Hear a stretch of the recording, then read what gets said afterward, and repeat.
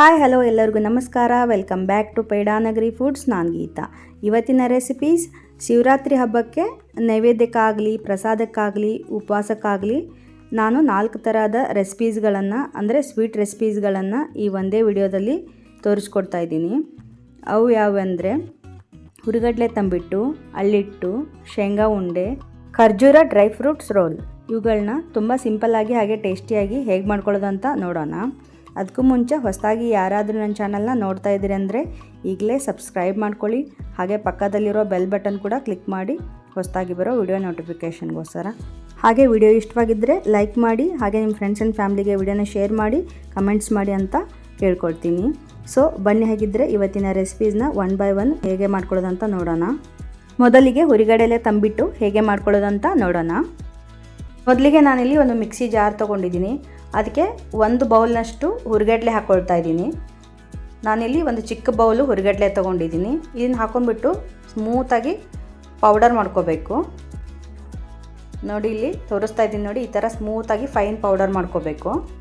ಇದನ್ನು ಒಂದು ಪ್ಲೇಟಿಗೆ ಟ್ರಾನ್ಸ್ಫರ್ ಮಾಡಿಬಿಡೋಣ. ನಂತರ ಒಲೆ ಮೇಲೆ ನಾನು ಒಂದು ಪ್ಯಾನ್ ಇಟ್ಟಿದ್ದೀನಿ. ಪ್ಯಾನ್ ಬಿಸಿ ಆದಮೇಲೆ ಅರ್ಧ ಕಪ್ಪು ಶೇಂಗಾ ಹಾಕ್ಕೊಳ್ತಾ ಇದ್ದೀನಿ. ಇದು ಹಾಕೊಂಡ್ಬಿಟ್ಟು ಮೀಡಿಯಮ್ ಟು ಲೋ ಫ್ಲೇಮಲ್ಲಿ ಇದನ್ನು ಹುರ್ಕೋಬೇಕು.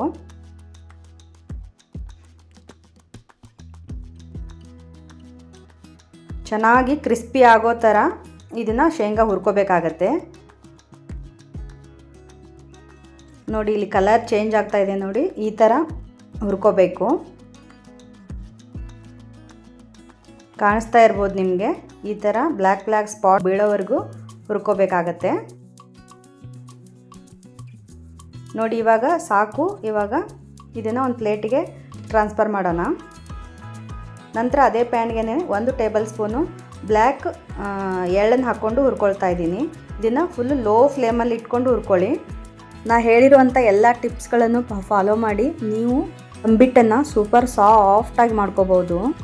ಇದೇ ಥರ ಈಸಿ ರೆಸಿಪೀಸ್ಗಳು ನಮ್ಮ ಚಾನಲ್ನಲ್ಲಿ ತುಂಬ ಇವೆ. ಒಂದ್ಸಲ ಹೋಗಿ ಚೆಕ್ ಮಾಡಿ, ಇಷ್ಟವಾದರೆ ಸಬ್ಸ್ಕ್ರೈಬ್ ಮಾಡ್ಕೊಳ್ಳಿ. ನೋಡಿ, ಇಷ್ಟು ಚಿಟಪಟ ಅಂತ ಸೌಂಡ್ ಬರುತ್ತೆ, ಅವಾಗ ತೆಗೆದುಬಿಡ್ರಿ ಒಂದು ಪ್ಲೇಟಿಗೆ.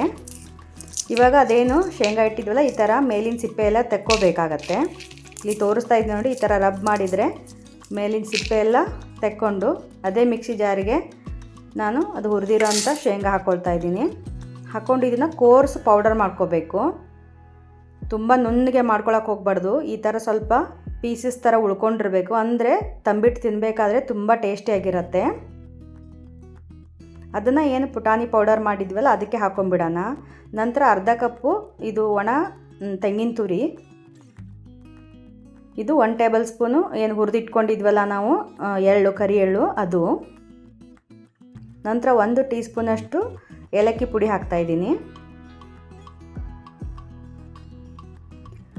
ಇದನ್ನೆಲ್ಲ ಹಾಕೊಂಡ್ಬಿಟ್ಟು ಒಂದು ಸಲ ಚೆನ್ನಾಗಿ ಇದನ್ನು ಮಿಕ್ಸ್ ಮಾಡ್ಕೋಬೇಕು. ಎಲ್ಲ ಇಂಗ್ರೀಡಿಯೆಂಟ್ಸು ಮಿಕ್ಸ್ ಆಗೋ ಥರ ಇದನ್ನು ಪಕ್ಕಕ್ಕೆ ಇಟ್ಕೊಳ್ಳೋಣ ಇವಾಗ. ನಂತರ ಅದೇ ಪ್ಯಾನ್ಗೆ ನಾನು 3/4 ಬೌಲು ಬೆಲ್ಲ ತೊಗೊಂಡಿದ್ದೀನಿ.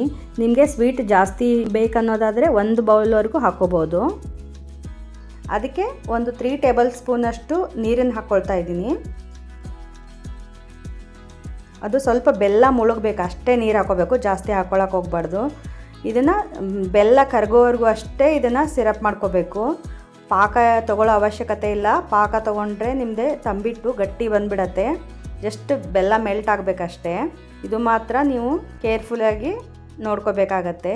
ನೋಡಿ, ಇವಾಗೆಲ್ಲ ಬೆಲ್ಲ ಕರಗಿದೆ. ನಾವು ಇದನ್ನು ಫಿಲ್ಟ್ರ್ ಮಾಡ್ಕೊಳ್ಳೋಣ. ಅದೇನು ಮಿಕ್ಸರ್ ಇಟ್ಟಿದ್ವಲ್ಲ, ಡ್ರೈ ಮಿಕ್ಸರ್, ಅದಕ್ಕೆ ಫಿಲ್ಟ್ರ್ ಮಾಡ್ಕೊತಾ ಇದ್ದೀನಿ.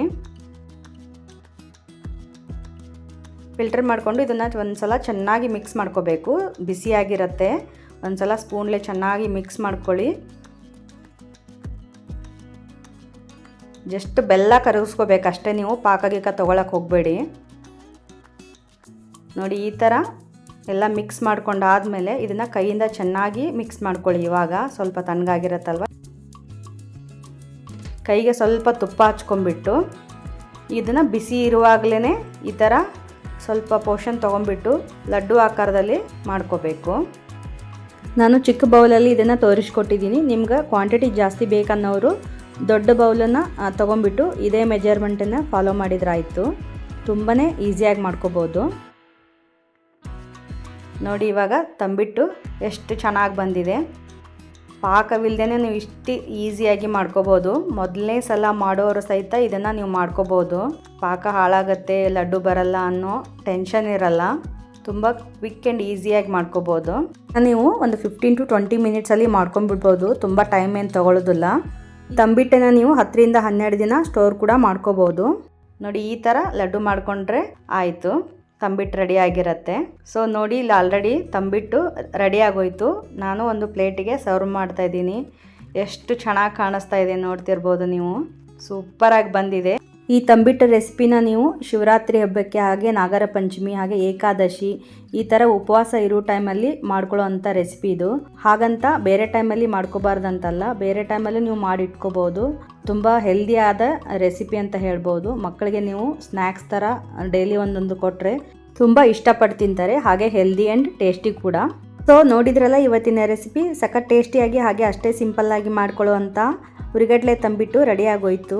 ತುಂಬ ಸಿಂಪಲ್ಲಾಗಿ ಮಾಡ್ಕೊಳ್ಳೋವಂಥದ್ದು ತುಂಬಾ ರುಚಿಯಾಗಿರುತ್ತೆ. ನೀವು ಬೇಕಾದರೆ ಒಂದ್ಸಲ ಟ್ರೈ ಮಾಡಿ ನೋಡಿ, ಹಾಗೆ ಹೇಗೆ ಬಂತು ಅಂತ ಕಮೆಂಟ್ ಮಾಡಿ ತಿಳಿಸಿ. ವಿಡಿಯೋ ಇಷ್ಟವಾಗಿದ್ದರೆ ದಯವಿಟ್ಟು ಒಂದು ಲೈಕ್ ಮಾಡಿ, ಹಾಗೆ ಚಾನಲ್ನ ಸಬ್ಸ್ಕ್ರೈಬ್ ಮಾಡ್ಕೊಳ್ಳಿ. ಹುರಿಗಡಲೆ ತಂಬಿಟ್ಟು ಹೇಗೆ ಮಾಡ್ಕೊಳ್ಳೋದು ಅಂತ ನೋಡ್ಕೊಂಡ್ರು ಅಲ್ವಾ. ನೆಕ್ಸ್ಟ್ ಇವಾಗ ಅಳ್ಳಿಟ್ಟು ರೆಸಿಪಿನ ಹೇಗೆ ಮಾಡ್ಕೊಳ್ಳೋದು ಅಂತ ನೋಡ್ಕೊಳ್ಳೋಣ. ನಾನಿಲ್ಲಿ 2 ಏಲಕ್ಕಿನ ಕುಟ್ಟಿ ಪುಡಿ ಮಾಡಿ ಇಟ್ಕೊಂಡಿದ್ದೀನಿ. ಹಾಗೆ ನಾನಿಲ್ಲಿ ಒಂದು ಬೌಲ್ಗಿಂತ ಸ್ವಲ್ಪ ಕಡಿಮೆ ಬೆಲ್ಲ ತೊಗೊಂಡಿದ್ದೀನಿ.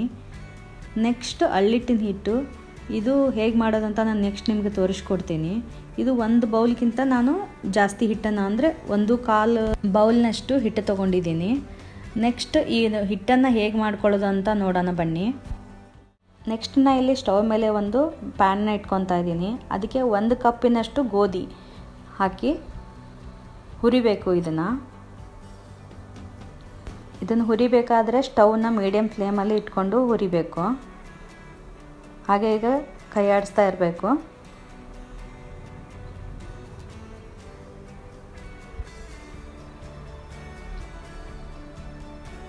ನೋಡಿ ಇವಾಗ ಪಾಪಪ್ ಆಗ್ತಾ ಇದೆ. ಗೋಧಿ ನಿಮಗೆ ಸ್ವಲ್ಪ ಸೈಜ್ ಡಬಲ್ಲಾಗಿ ಕಾಣಿಸುತ್ತೆ, ಗುಂಡಾಗಿ ಕಾಣಿಸುತ್ತೆ.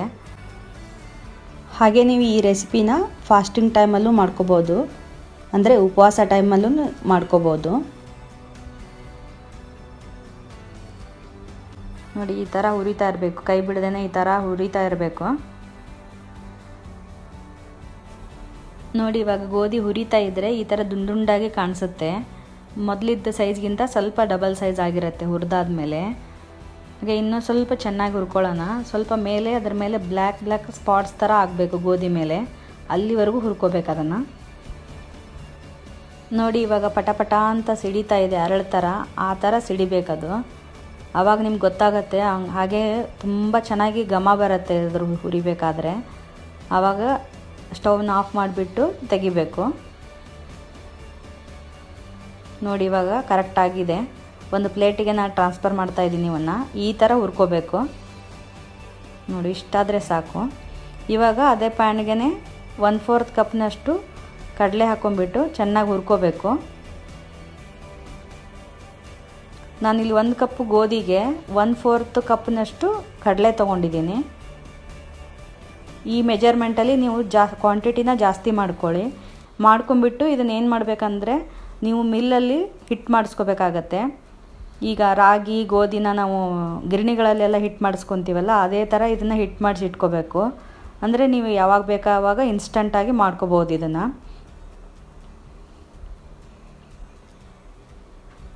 ನೋಡಿ ಈ ಥರ ಹುರ್ಕೊಂಡು ಅದೇ ಗೋಧಿ ಹಾಕಿದ್ವಲ್ಲ ಅದೇ ಪ್ಲೇಟಿಗೆ ನಾನು ಟ್ರಾನ್ಸ್ಫರ್ ಮಾಡ್ಕೊಳ್ತಾ ಇದ್ದೀನಿ. ಈ ಥರ ಹುರ್ಕೊಳ್ಬೇಕು ಎರಡನ್ನೂ. ಇದು ಕಂಪ್ಲೀಟ್ ಕೂಲ್ ಆದಮೇಲೆ ಹಿಟ್ಟು ಮಾಡಿಸಿ ಇಟ್ಕೊಳ್ಳಿ. ಇವಾಗ ನಾನು ಸ್ಟವ್ ಮೇಲೆ ಒಂದು ಪಾತ್ರೆ ಇಟ್ಬಿಟ್ಟು ಅದಕ್ಕೆ 2 ಕಪ್ನಷ್ಟು ನೀರು ಹಾಕ್ತಾಯಿದ್ದೀನಿ. ನೀರು ಹಾಕಿ ಅದಕ್ಕೆ ಬೆಲ್ಲ ತೊಗೊಂಡಿದ್ವಲ್ಲ ಆ ಬೆಲ್ಲನೂ ಹಾಕಿ ಅದು ಬೆಲ್ಲ ಕರಗೋವರೆಗೂ ಕರಗಿಸ್ಕೊಳ್ಬೇಕು. ಇದೇನು ಪಾಕ ತೆಗೆಯೋದೇನು ಬೇಡ, ಜಸ್ಟ್ ಬೆಲ್ಲ ಕರಗಿಸ್ಕೊಂಡ್ರೆ ಸಾಕು.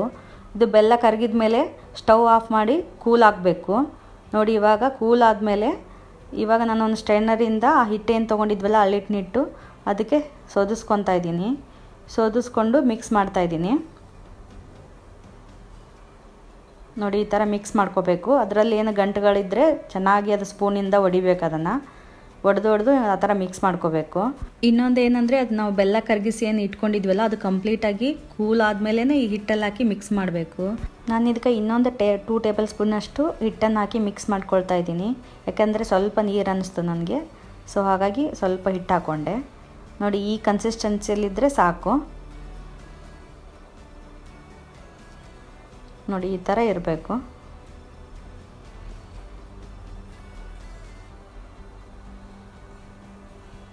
ಈ ಥರ ಇದ್ದರೆ ಸಾಕಾಗತ್ತೆ. ಇವಾಗ ಏಲಕ್ಕಿ ಏನು ಕುಟ್ಟಿ ಇಟ್ಕೊಂಡಿದ್ವಲ್ಲ ಅದನ್ನು ಹಾಕಿ ಮಿಕ್ಸ್ ಮಾಡಿಕೊಂಡು ಸರ್ವ್ ಮಾಡಬೇಕು.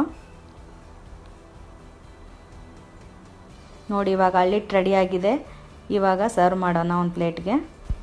ತುಂಬಾ ಸಿಂಪಲ್ಲಾಗಿದೆ ರೆಸಿಪಿ, ಅಷ್ಟೇ ಈಸಿ ಕೂಡ ಮಾಡೋದು. ಒಂದು 2-3 ನಿಮಿಷದಲ್ಲಿ ನೀವು ಇದನ್ನು ಮಾಡ್ಕೊಂಬಿಡ್ಬೋದು. ಒಂದು ಸಲ ನೀವು ಈ ಹಿಟ್ಟನ್ನು ರೆಡಿ ಮಾಡಿಸಿಟ್ಕೊಂಡ್ರೆ ಇನ್ಸ್ಟಂಟಾಗಿ ಯಾವಾಗ ಬೇಕಾದರೂ ಮಾಡ್ಕೋಬಹುದು. ನೋಡಿ ಇವಾಗ ಅಳ್ಳಿಟ್ಟು ರೆಡಿ ಆಗಿಬಿಡ್ತು. ಎಷ್ಟು ಚೆನ್ನಾಗಿರುತ್ತೆ ಅಂದರೆ ಒಂದು ಸಲ ನೀವು ಮಾಡಿ ನೋಡಿ ಇದ್ರ ಫ್ಯಾನ್ ಆಗಿ ಹೋಗ್ಬಿಡ್ತೀರಿ.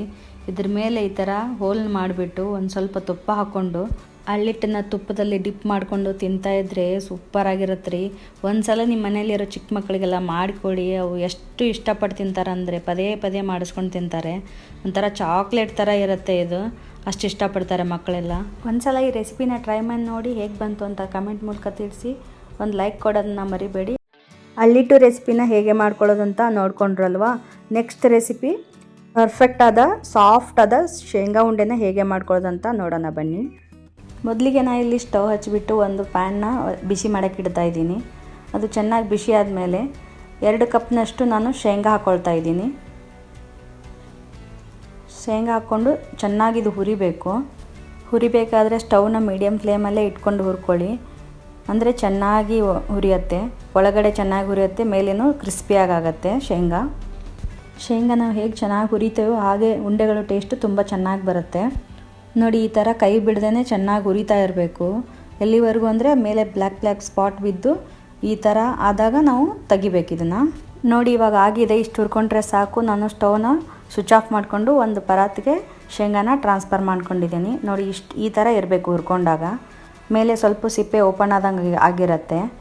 ಹಾಗೆ ಇದನ್ನ ಸ್ವಲ್ಪ ಈ ಥರ ಹಿಂಗೆ ಕೈಯಲ್ಲಿ ಹಾಕ್ಕೊಂಡು ರಬ್ ಮಾಡಿದರೆ ಸಿಪ್ಪೆಗಳು ಹಿಂಗೆ ಬೇಗ ಬಿಚ್ಕೊಳ್ಳುತ್ತೆ. ಇನ್ನೊಂದು ಮೆಥಡ್ ತೋರಿಸ್ತೀನಿ ನಾನು ಶೇಂಗಾ ಸಿಪ್ಪೆ ಪೀಲ್ ಮಾಡೋದು ಹೇಗೆ ಅಂತ ಹೇಳಿ. ಇದೊಂದು ಮೆಥಡ್ ಆಯಿತು.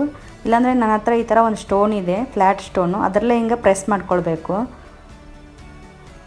ಸ್ವಲ್ಪ ಬಿಸಿ ಇರುವಾಗಲೇ ಈ ಥರ ಪ್ರೆಸ್ ಮಾಡಿಕೊಂಡ್ರೆ ನಿಮಗೆ ಬೇಗ ಈಸಿಯಾಗಿ ಸ್ಕಿನ್ನೆಲ್ಲ ಓಪನ್ ಆಗಿಬಿಡತ್ತೆ.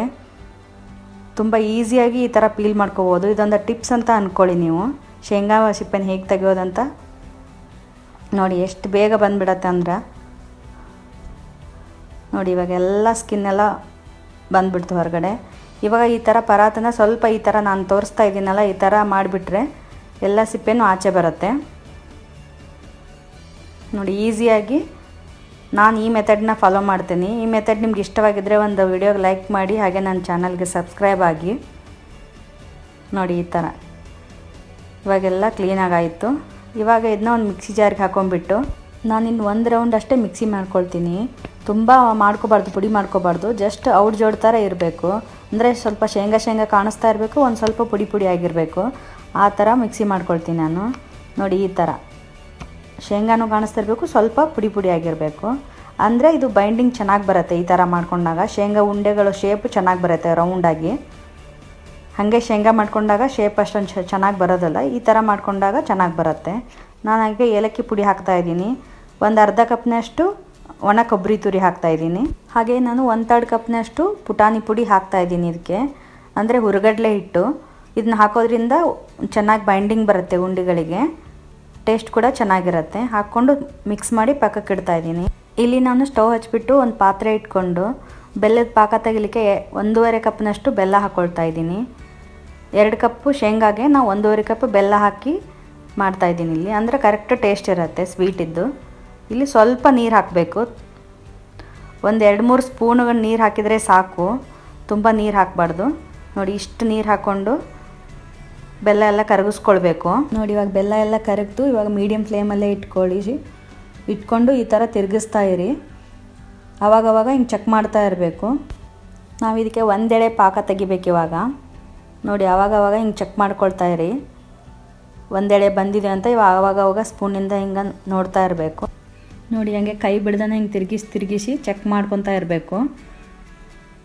ನೋಡಿ ಈ ಥರ ನೋಡ್ತಾ ಇರಬೇಕು, ಒಂದೆಳೆ ಬಂದಿದೆಯೋ ಏನೋ ಅಂಥೇಳಿ ಚೆಕ್ ಮಾಡ್ತಾನೆ ಇರಬೇಕು. ಒಂದೆಳೆಗಿಂತ ಜಾಸ್ತಿ ಪಾಕನ ತೆಗಿಯೋಕ್ಕೆ ಹೋಗಬೇಡಿ. ಜಾಸ್ತಿ ಆಗಿಬಿಟ್ರೆ ಏನಾಗುತ್ತೆ ಅಂದರೆ ಉಂಡೆಗಳು ತುಂಬ ಗಟ್ಟಿಗಾಗಿಬಿಡ್ತಾವೆ. ಅದಕ್ಕೆ ಒಂದೆಳೆ ಪಾಕ ಕರೆಕ್ಟಾಗಿ ನೋಡ್ಕೊಂಡು ತಗೋಬೇಕು. ಅಂದಾಗ ತುಂಬ ಸಾಫ್ಟಾಗಿ ಬರ್ತಾವೆ ಉಂಡೆಗಳು ಮಾಡಿದಾಗ. ನೋಡಿ ಹಂಗೆ ಚೆಕ್ ಮಾಡ್ತಾಯಿರಿ. ನೋಡಿ ನಾನು ಇವಾಗ ಒಂದು ಬೌಲಲ್ಲಿ ನೀರು ಹಾಕ್ಕೊಂಡು ಈ ಥರ ಸ್ವಲ್ಪ ಹಾಕ್ಕೊಂಡು ನೋಡಬೇಕು. ಅದು ಹೋಗಿ ಕೆಳಗಡೆ ಹೋಗಿ ಕುತ್ಕೋಬೇಕು. ಬೆಲ್ಲದ ಪಾಕ ಎಲ್ಲ ನೀರಲ್ಲಿ ಕೆಳಗಡೆ ಕುತ್ಕೋತಂದರೆ ಪಾಕ ಬಂದಿದೆ ಅಂತ ಅರ್ಥ. ಇದೊಂದು ಮೆಥಡ್ ಹೇಗೆ ಬಂದಿದೆ ಅಂತ ಚೆಕ್ ಮಾಡೋದು. ಇವಾಗ ಇದು ಕರೆಕ್ಟ್ ಒಂದೆಳೆ ಬಂದಿದೆ. ಇವಾಗ ಸ್ವಿಚ್ ಆಫ್ ಮಾಡ್ತಾಯಿದ್ದೀನಿ ಫ್ಲೇಮು. ಮಾಡ್ಕೊಂಬಿಟ್ಟು ಅದಕ್ಕೆ ಶೇಂಗಾದ ಮೇಲೆ ಎಲ್ಲ ಹಾಕ್ತಾಯಿದ್ದೀನಿ. ಹಾಕಿಬಿಟ್ಟು ಚೆನ್ನಾಗಿ ಮಿಕ್ಸ್ ಮಾಡಿ. ನೋಡಿ ಇವಾಗ ಎಲ್ಲ ಚೆನ್ನಾಗಿ ಮಿಕ್ಸ್ ಮಾಡ್ತಾಯಿದ್ದೀನಿ. ಇವಾಗ ನಾನು ಇನ್ನೊಂದು ಸ್ವಲ್ಪ ಪುಟಾಣಿ ಹಿಟ್ಟು ಹಾಕ್ತಾಯಿದ್ದೀನಿ. ಅದೇ ಉರಿಗಡಲೆ ಹಿಟ್ಟು ಇನ್ನೊಂದು ಸ್ವಲ್ಪ ಹಿಡಿತಾಯಿದ್ದೀನಿ, ಹಾಕ್ತಾಯಿದ್ದೀನಿ.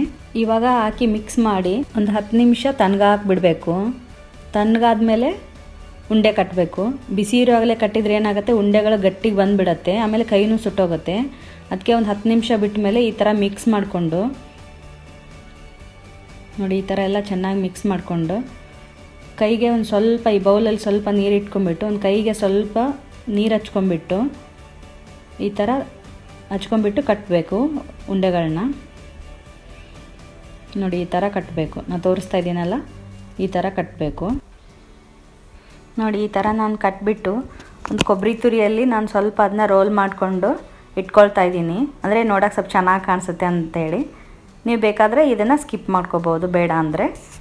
ನೋಡಿ ಇದೇ ಥರ ನಾನು 1 by 1 ಸ್ವಲ್ಪ ನೀರು ಹಚ್ಕೊಂಡ್ಬಿಟ್ಟು ಉಂಡೆಗಳನ್ನ ಕಟ್ಕೊಳ್ತಾ ಇದ್ದೀನಿ. ಕಟ್ಕೊಂಡು ಒಂದು ಪ್ಲೇಟಿಗೆ ಇಡ್ತಾ ಇದ್ದೀನಿ.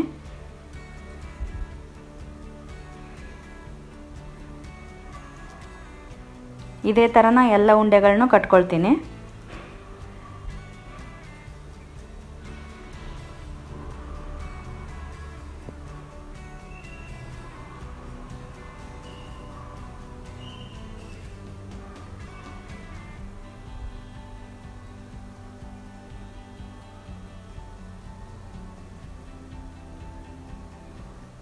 ಎಷ್ಟು ಈಸಿಯಾಗಿ ಮಾಡ್ಕೋಬೋದು ಉಂಡೆಗಳನ್ನ. ಬೇಕಾದ್ರೆ ಒಂದ್ಸಲ ನೀವು ಟ್ರೈ ಮಾಡಿ ನೋಡಿ. ಇವಾಗ ಎಲ್ಲ ಲಡ್ಡುಗಳು ರೆಡಿ ಆಯಿತು.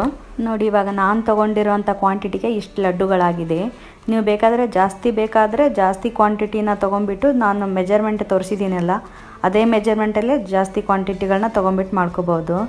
ನೋಡಿ ಇದು ಪರ್ಫೆಕ್ಟಾದ ಲಡ್ಡು ರೆಡಿ ಆಯ್ತು. ಇವಾಗ ಎಷ್ಟು ಚೆನ್ನಾಗಿರುತ್ತಂದರೆ ಒಂದ್ಸಲ ನೀವು ಟ್ರೈ ಮಾಡಿ ಹೇಗೆ ಬಂತು ಅಂತ ನಂಗೆ ಕಮೆಂಟಲ್ಲಿ ತಿಳಿಸಿ.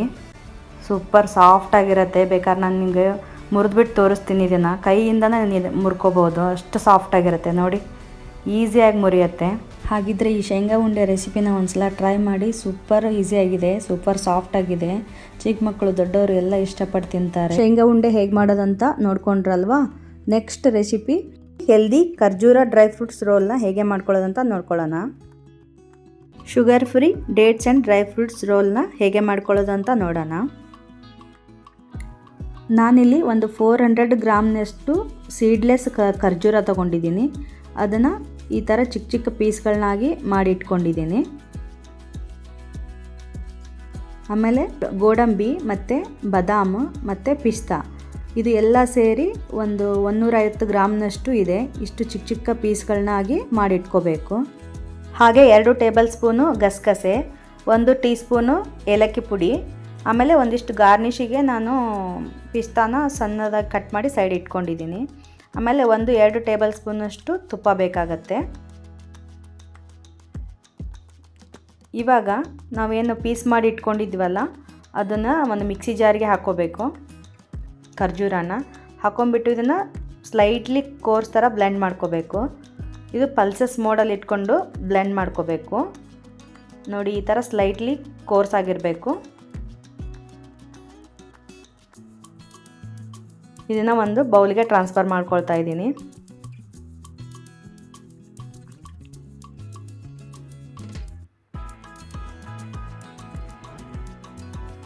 ನಂತರ ನಾನು ಒಲೆ ಮೇಲೆ ಒಂದು ಪ್ಯಾನ್ ಇಟ್ಕೊಂಡಿದ್ದೀನಿ. ಪ್ಯಾನ್ ಬಿಸಿ ಆದಮೇಲೆ ನಾವೇನು ಗಸಗಸೆ ತೊಗೊಂಡಿದ್ವಲ್ಲ ಅದನ್ನು ಹಾಕಿಬಿಟ್ಟು ಮೀಡಿಯಮ್ ಟು ಲೋ ಫ್ಲೇಮಲ್ಲಿ ರೋಸ್ಟ್ ಮಾಡ್ಕೋಬೇಕು.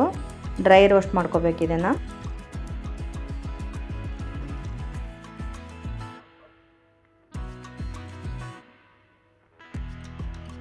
ನೋಡಿ ಇವಾಗ ಇಷ್ಟಾದರೆ ಸಾಕು. ಇದನ್ನು ಒಂದು ಪ್ಲೇಟಿಗೆ ಟ್ರಾನ್ಸ್ಫರ್ ಮಾಡೋಣ. ಅದೇ ಪ್ಯಾನ್ಗೆ ನಾನು 1 ಟೇಬಲ್ ಸ್ಪೂನು ತುಪ್ಪ ಹಾಕ್ಕೊಳ್ತಾ ಇದ್ದೀನಿ. ತುಪ್ಪ ಎಲ್ಲ ಮೆಲ್ಟ್ ಆದಮೇಲೆ ಏನೋ ಡ್ರೈ ಫ್ರೂಟ್ಸ್ ಎಲ್ಲ ನಾವು ಕಟ್ ಮಾಡಿ ಇಟ್ಕೊಂಡಿದ್ವಲ್ಲ ಎಲ್ಲ ಅದು ಮಿಕ್ಸ್ಡ್ ನಟ್ ಹಾಕೋಬೇಕು. ನಿಮಗೆ ಯಾವುದಾದ್ರೂ ಫೇವ್ರೇಟ್ ನಟ್ಸ್ ಬೇಕಾದರೂ ಇನ್ನೂ ಇನ್ಕ್ಲೂಡ್ ಮಾಡ್ಕೋಬಹುದು. ಇದನ್ನು ಚೆನ್ನಾಗಿ ಫ್ರೈ ಮಾಡ್ಕೋಬೇಕು. ಮೀಡಿಯಮ್ ಫ್ಲೇಮಲ್ಲಿ ಇಟ್ಕೊಂಡು ಚೆನ್ನಾಗಿ ಫ್ರೈ ಮಾಡ್ಕೋಬೇಕು.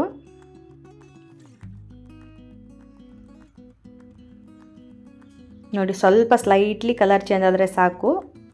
ಇಷ್ಟಾದರೆ ಸಾಕು. ಇದನ್ನು ಒಂದು ಪ್ಲೇಟ್ಗೆ ಟ್ರಾನ್ಸ್ಫರ್ ಮಾಡೋಣ. ನೋಡಿ ಇಷ್ಟು ಕಲರ್ ಬಂದರೆ ಸಾಕು. ಇವಾಗ ಅದೇ ಪ್ಯಾನ್ಗೆ ನಾನು ಮತ್ತೊಂದು ಟೇಬಲ್ ಸ್ಪೂನು ತುಪ್ಪ ಹಾಕ್ಕೊಳ್ತಾ ಇದ್ದೀನಿ. ಹಾಕ್ಕೊಂಡು ಅದೇನು ಡೇಟ್ಸ್ ಮಿಕ್ಸರ್ ಇತ್ತಲ್ಲ ಅದನ್ನು ಹಾಕ್ಕೊಳ್ತಾ ಇದ್ದೀನಿ. ಹಾಕ್ಕೊಂಡು ಇದನ್ನು ಚೆನ್ನಾಗಿ ಒಂದು 2 to 3 ಮಿನಿಟ್ಸ್ ಫ್ರೈ ಮಾಡ್ಕೋಬೇಕು. ಮೀಡಿಯಮ್ ಟು ಲೋ ಫ್ಲೇಮಲ್ಲಿ ಇದನ್ನು ಫ್ರೈ ಮಾಡ್ಕೋಬೇಕು. ಇನ್ನೊಂದು ಸ್ವಲ್ಪ ನಾನು ಅದಕ್ಕೆ ತುಪ್ಪ ಸೇರಿಸ್ಕೊಂಡು ಇದನ್ನು ಫ್ರೈ ಮಾಡ್ಕೊಳ್ತಾ ಇದ್ದೀನಿ. ಇದನ್ನು ಓವರ್ ಕುಕ್ ಮಾಡೋಕ್ಕೆ ಹೋಗಬೇಡಿ. ಒಂದು 2 ರಿಂದ 3 ನಿಮಿಷ ಫ್ರೈ ಮಾಡಿದರೆ ಸಾಕು. ಓವರ್ ಕುಕ್ ಮಾಡಿದರೆ ಮತ್ತೆ ನಿಮಗೆ ಇದು ರೋಲ್ ಮಾಡೋಕ್ಕೆ ಕಷ್ಟ ಆಗುತ್ತೆ, ತುಂಬ ಗಟ್ಟಿಯಾಗಿಬಿಡತ್ತೆ. ಅದಕ್ಕೆ 2 ರಿಂದ 3 ನಿಮಿಷ ಮಾತ್ರ ಇದನ್ನು ಲೋ ಟು ಮೀಡಿಯಮಲ್ಲೇ ಇಟ್ಕೊಂಡೇ ಫ್ರೈ ಮಾಡ್ಕೋಬೇಕು. ನೋಡಿ ಹಿಂಗೆ ಸಾಫ್ಟಾಗಿ ಆಗುತ್ತೆ ಅದು. ಅಲ್ಲಿವರೆಗೆ ಇದನ್ನು ಫ್ರೈ ಮಾಡಿಕೊಂಡ್ರೆ ಸಾಕು. ಇವಾಗ ನಾವೇನು ಫ್ರೈ ಮಾಡಿ ಇಟ್ಕೊಂಡಿದ್ವಲ್ಲ ಎಲ್ಲ ನಟ್ಸ್ಗಳನ್ನ ಅದನ್ನು ಆ್ಯಡ್ ಮಾಡ್ಕೋಬೇಕು. ಆ್ಯಡ್ ಮಾಡಿಕೊಂಡು ಇದನ್ನು ಚೆನ್ನಾಗಿ ಖರ್ಜೂರದ್ದೇನು ಪೇಸ್ಟ್ ಇದೆಯಲ್ವಾ ಅದ್ರ ಜೊತೆಗೆ ಚೆನ್ನಾಗಿ ಮಿಕ್ಸ್ ಆಗಬೇಕು. ಆ ಥರ ಇದನ್ನು ಮಿಕ್ಸ್ ಮಾಡ್ಕೋಬೇಕು. ಇವಾಗ ನೋಡಿ ಇವಾಗ ಸ್ವಿಚ್ ಆಫ್ ಮಾಡಿಬಿಡಿ ಫ್ಲೇಮ್ನ. ಇವಾಗ ನಾವು ಗಸಗಸೆಯನ್ನು ಹುರಿದಿಟ್ಕೊಂಡಿದ್ವಲ್ಲ ಅದನ್ನು ಮತ್ತು ಏಲಕ್ಕಿ ಪುಡಿನ ಸೇರಿಸ್ಬಿಟ್ಟು ಇನ್ನೊಂದು ಸಲ ಇದನ್ನು ಚೆನ್ನಾಗಿ ಎಲ್ಲ ಮಿಕ್ಸ್ ಆಗೋ ಥರ ಮಿಕ್ಸ್ ಮಾಡ್ಕೋಬೇಕು. ಫ್ಲೇಮು ಸ್ವಿಚ್ ಆಫ್ ಮಾಡ್ಕೊಂಡಿರಿ ಏಲಕ್ಕಿ ಪುಡಿ ಗಸಗಸೆ ಸೇರಿಸಬೇಕಾದ್ರೆ. ನೋಡಿ ಇಷ್ಟಾದರೆ ಸಾಕು. ಇವಾಗ ಇದನ್ನು ಒಂದು ಪ್ಲೇಟಿಗೆ ಟ್ರಾನ್ಸ್ಫರ್ ಮಾಡ್ಕೊಳ್ಳೋಣ. ಇದು ತುಂಬ ಬಿಸಿ ಇದೆ. ಇವಾಗ ಸ್ವಲ್ಪ ಬಿಸಿ ತಣ್ಣಗಾಗಲಿ, ತುಂಬ ಬಿಸಿ ಆರೋದು ಬೇಡ. ಜಸ್ಟ್ ನಮಗೆ ಕೈಗೆ ಟಚ್ ಮಾಡೋಕ್ಕೆ ಬಂದರೆ ಸಾಕು. ಅಷ್ಟಿದ್ದರೆ ನಾವು ಇದನ್ನು ಈ ಥರ ಇದನ್ನು ಒಂದು ಸಿಲಿಂಡ್ರ್ ಶೇಪಲ್ಲಿ ಮಾಡ್ಕೋಬೇಕಾಗತ್ತೆ. ತುಂಬ ಆರಕ್ಕೆ ಬಿಡೋಕ್ಕೆ ಹೋಗಬೇಡಿ. ಆರಿದರೆ ಇದನ್ನು ಈ ಥರ ಮಾಡೋಕ್ಕೆ ಕಷ್ಟ ಆಗುತ್ತೆ, ಗಟ್ಟಿಗೆ ಆಗಿಬಿಡತ್ತೆ. ಅದಕ್ಕೆ ಸ್ವಲ್ಪ ಲೈಟಾಗಿ ಬಿಸಿ ಆರಿದ ಮೇಲೆ ಆವಾಗ ಈ ಥರ ಮಾಡ್ಕೋಬೇಕು. ಇವಾಗ ನಾನು ಕಿಚನ್ ಕೌಂಟರ್ ಟಾಪ್ ಮೇಲೆ ಅವೇನು ಉಳಿದಿರೋ ಅಂಥ ಗಸಗಸೆ ಇದ್ವಲ್ಲ ರೋಸ್ಟ್ ಮಾಡಿ ಸ್ವಲ್ಪ ಎತ್ತಿಟ್ಕೊಂಡಿದ್ವಿ ಅದನ್ನು ಹಾಕಿದ್ದೀನಿ. ಆಮೇಲೆ ಗಾರ್ನಿಷಿಂಗಿಗೆ ಸ್ವಲ್ಪ ಪಿಸ್ತಾ ಕಟ್ ಮಾಡಿ ಇಟ್ಕೊಂಡಿದ್ದೆ ಅದನ್ನು ಸ್ವಲ್ಪ ಹಾಕ್ತಾಯಿದ್ದೀನಿ. ಇವಾಗ ನಾವೇನು ಅದನ್ನು ಖರ್ಜೂರದ್ದು ಸಿಲಿಂಡ್ರ್ ಶೇಪ್ ಮಾಡಿಟ್ಟಿದ್ವಲ್ಲ ಅದನ್ನು ಈ ಥರ ಹಾಕೊಂಡ್ಬಿಟ್ಟು ಈ ಥರ ರೋಲ್ ಮಾಡಬೇಕು. ಗಸಗಸೆ ಮತ್ತು ಪಿಸ್ತಾ ಏನು ಹಾಕಿದ್ದೀವಲ್ಲ ಅದ್ರ ಮೇಲೆ ಚೆನ್ನಾಗಿ ಪ್ರೆಸ್ ಮಾಡಿ ಸ್ವಲ್ಪ ಸ್ಲೈಟ್ಲಿಯಾಗಿ ಪ್ರೆಸ್ ಮಾಡಿಕೊಂಡು ರೋಲ್ ಮಾಡಬೇಕು. ಇಲ್ಲಿ ವಿಡಿಯೋದಲ್ಲಿ ನಾನು ತೋರಿಸ್ತಾ ಇದ್ದೀನಿ ನೋಡಿ, ಆ ಥರ ಸ್ವಲ್ಪ ಪ್ರೆಸ್ ಮಾಡಿಬಿಟ್ಟು ರೋಲ್ ಮಾಡಿ. ಅಂದರೆ ಅದೆಲ್ಲ ತುಂಬ ಚೆನ್ನಾಗಿ ಕುತ್ಕೊಳ್ಳುತ್ತೆ. ನೋಡಿ ಎಷ್ಟು ಚೆನ್ನಾಗಿ ಕಾಣಿಸ್ತಾ ಇದೆ. ಗಸಗಸೆ ಮತ್ತು ಪಿಸ್ತಾ ಹಾಕಿರೋದ್ರಿಂದ ತುಂಬ ಚೆನ್ನಾಗಿ ಕಾಣಿಸ್ತದೆ. ಇವಾಗ ನೀವು ಒಂದು ಅಲ್ಯೂಮಿನಿಯಂ ಫಾಯಿಲ್ ತೊಗೊಂಡು ಈ ಥರ ಅದನ್ನು ರೋಲ್ ಮಾಡಬೇಕು. ಅಲ್ಯೂಮಿನಿಯಂ ಫಾಯಿಲ್ ಆದರೂ ಯೂಸ್ ಮಾಡ್ಕೋಬೋದು, ಇಲ್ಲಾಂದರೆ ನಿಮ್ಮ ಹತ್ರ ಬಟರ್ ಪೇಪರ್ ಇದ್ದರೆ ಅದನ್ನು ಬೇಕಾದರೂ ನೀವು ಯೂಸ್ ಮಾಡ್ಕೋಬೋದು. ಈ ಥರ ಚೆನ್ನಾಗಿ ರೋಲ್ ಮಾಡಿಕೊಂಡು ಇದನ್ನು 2 ಕಡೆ ಸೀಲ್ ಮಾಡ್ಕೋಬೇಕು.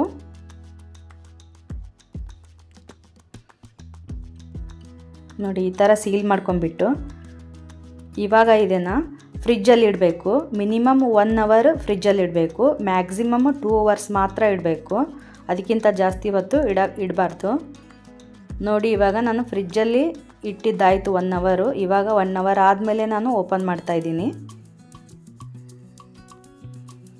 2 ಅವರ್ಸ್ಗಿಂತ ಜಾಸ್ತಿ ಇಡಕ್ಕೆ ಹೋಗಬೇಡಿ, ಯಾಕಂದರೆ ತುಂಬ ಹಾರ್ಡಾಗಿಬಿಡತ್ತೆ. ಆವಾಗ ನಿಮ್ಗೆ ಸ್ಲೈಸಸ್ ಮಾಡ್ಕೊಳಕ್ಕಾಗೋದಿಲ್ಲ. ಅದಕ್ಕೆ ಮಿನಿಮಮ್ 1 ಅವರ್ ಇಟ್ಟರೆ ಸಾಕು. ನೋಡಿ ಈ ಥರ. ಇವಾಗ ಸೈಡಿಂದ ಸ್ವಲ್ಪ ತೆಗೆದುಬಿಡೋಣ. ಇವಾಗ ಸ್ಮಾಲ್ ಪೀಸಸ್ನ ಕಟ್ ಮಾಡ್ಕೋಬೇಕು ಈ ಥರ. ನೋಡಿ ಎಷ್ಟು ಚೆನ್ನಾಗಾಗಿದೆ. ಇದು ಫ್ರಿಜ್ಜಲ್ಲಿ ಏನಕ್ಕೋಸ್ಕರ ಇಡಬೇಕಂದ್ರೆ ಇದು ಚೆನ್ನಾಗಿ ಈ ಥರ ಶೇಪ್ ಬರೋದಕ್ಕೋಸ್ಕರ. ನೀವು ಹಾಗೆ ಡೈರೆಕ್ಟಾಗಿ ಕಟ್ ಮಾಡಿಕೊಂಡ್ರೆ ಅಷ್ಟು ಸರಿಯಾಗಿ ಕಟ್ ಆಗಲ್ಲ, ಅದು ಸ್ವಲ್ಪ ಸೆಟ್ ಆಗಬೇಕಾಗತ್ತೆ. ಸೊ ಹಾಗಾಗಿ ಸ್ವಲ್ಪ 1 ಅವರ್ ನೀವು ಫ್ರಿಜ್ಜಲ್ಲಿ ಇಡಲೇಬೇಕು ಈ ಥರ ಪೀಸ್ ಮಾಡ್ಕೋಬೇಕಂದ್ರೆ. ನೋಡಿ ಇವಾಗ ಪೀಸಸ್ ಎಲ್ಲ ರೆಡಿಯಾಗೋಯ್ತು. ನಾನು ಒಂದು ಪ್ಲೇಟಿಗೆ ಸರ್ವ್ ಮಾಡ್ತಾಯಿದ್ದೀನಿ. ಎಷ್ಟು ಚೆನ್ನಾಗಿ ರೆಡಿ ಆಗೋಯ್ತು ನೋಡಿ ಖರ್ಜೂರ ಮತ್ತು ಡ್ರೈ ಫ್ರೂಟ್ಸ್ ರೋಲ್. ನಾವಿಲ್ಲಿ ಇದಕ್ಕೆ ಸಕ್ಕರೆ ಬೆಲ್ಲ ಏನನ್ನು ಬಳಸಿಲ್ಲ, ಆದರೂ ಒಂದು ಸ್ವೀಟ್, ಹೆಲ್ದಿಯಾದ ಸ್ವೀಟ್ ರೆಡಿ ಆಗೋಯ್ತು. ಸ್ವೀಟ್ ಶಾಪಲ್ಲಿ ಹೇಗಿರುತ್ತಲ್ವ ಅದೇ ಥರನೇ ಬಂದಿದೆ. ನೋಡೋದಕ್ಕಂತೂ ಇಷ್ಟು ಸಖತ್ತಾಗಿ ಕಾಣಿಸ್ತಾ ಇದೆ. ನೀವು ಸ್ವೀಟ್ ಶಾಪಲ್ಲಿ ಇದರದ್ದು ಅಮೌಂಟ್ ಕೇಳ್ಬೋದು, ತುಂಬಾ ಎಕ್ಸ್ಪೆನ್ಸಿವ್ ಆಗಿರುತ್ತೆ. ನೀವು ಮನೆಯಲ್ಲೇ ಈ ಥರ ಎಲ್ಲ ಇಂಗ್ರೀಡಿಯೆಂಟ್ಸ್ ಮನೆಯಲ್ಲೇ ಇರುತ್ತೆ. ಇದನ್ನೆಲ್ಲ ಹಾಕೊಂಡ್ಬಿಟ್ಟು ನೀವೇ ಮನೇಲಿ ಇಷ್ಟು ಈಸಿಯಾಗಿ ನೀವೇ ಮಾಡ್ಕೋಬೋದು. ನಾನು ತೊಗೊಂಡಿರೋಂಥ ಕ್ವಾಂಟಿಟಿಯಲ್ಲಿ 18ರಿಂದ 20 ಪೀಸ್ಗಳಾಗಿತ್ತು. ಟೇಸ್ಟ್ ಮಾತ್ರ ಸಖತ್ತಾಗಿ ಬಂದಿತ್ತು. ನಾನು ಆಲ್ರೆಡಿ ಟೇಸ್ಟ್ ಮಾಡಿದೆ. ನೀವು ಈ ಸ್ವೀಟನ್ನು ನ್ಯೂ ಇಯರ್ಗೆ ಅಥವಾ ಯಾವುದಾದ್ರೂ ಸ್ಪೆಷಲ್ ಅಕೇಶನ್ ಇದ್ದರೆ ಅಥವಾ ಫಾಸ್ಟಿಂಗ್ ಇದ್ದಾಗ ಮಾಡ್ಕೋಬೋದು. ಈವನ್ ನೀವು ಇದನ್ನು ಮಾಡಿಟ್ಕೊಂಡ್ರೆ ಮಕ್ಕಳ ಸ್ನ್ಯಾಕ್ಸ್ ಬಾಕ್ಸಿಗೆ ಕೂಡ ಹೆಲ್ಪ್ ಆಗುತ್ತೆ. ನೀವು 3ರಿಂದ 4 ವಾರ ಇದನ್ನು ಏರ್ಟೈಟ್ ಬಾಕ್ಸಲ್ಲಿ ಹಾಕಿ ಸ್ಟೋರ್ ಮಾಡಿ ಇಟ್ಕೋಬೋದು. ಸೊ ನೋಡಿದ್ರಲ್ಲ, ಸಖತ್ ಟೇಸ್ಟಿಯಾಗಿ ಹಾಗೆ ಅಷ್ಟೇ ಸಿಂಪಲ್ಲಾಗಿ ಮಾಡ್ಕೊಳ್ಳೋ ಅಂಥ sugar free dates and dry fruits roll ready ಆಗೋಯಿತು. ತುಂಬ ಸಿಂಪಲ್ಲಾಗಿ ಮಾಡ್ಕೊಳ್ಳೋ ಅಂಥದ್ದು, ತುಂಬಾ ರುಚಿಯಾಗಿರುತ್ತೆ. ನೀವು ಬೇಕಾದರೆ ಒಂದ್ಸಲ ಟ್ರೈ ಮಾಡಿ ನೋಡಿ, ಹಾಗೆ ಹೇಗೆ ಬಂತು ಅಂತ ಕಮೆಂಟ್ ಮಾಡಿ ತಿಳಿಸಿ. ಹಾಗೆ ವಿಡಿಯೋ ಇಷ್ಟವಾಗಿದ್ದರೆ ವಿಡಿಯೋಗೊಂದು ಲೈಕ್ ಮಾಡಿ. ಇದೇ ಥರದ ಈಸಿ ರೆಸಿಪೀಸ್ಗಾಗಿ ಪೇಡಾನಗರಿ ಫುಡ್ ಚಾನಲ್ಗೆ ಸಬ್ಸ್ಕ್ರೈಬ್ ಆಗಿ. ಮತ್ತೊಂದು ರೆಸಿಪಿಯೊಂದಿಗೆ ಮತ್ತೆ ಬರ್ತೀನಿ. ಅಲ್ಲಿವರೆಗೂ take care, bye. Thanks for watching.